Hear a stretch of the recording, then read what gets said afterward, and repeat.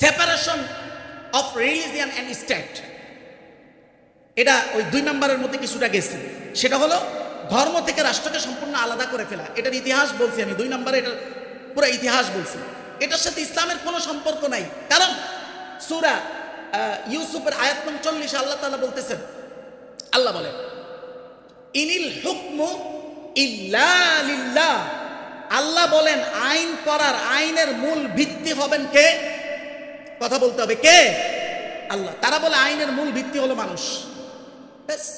আপনি এটা বলার মনে করার সাথে সাথে সার্বভৌমত্ব তারা বলে মানুষের, আর আল্লাহ বলে সার্বভৌমত্ব কার? আল্লাহ। আপনি যখনই আপনি মনে করবেন সার্বভৌমত্ব মানুষের, ওই দিন থেকে আপনি মুসলমান না।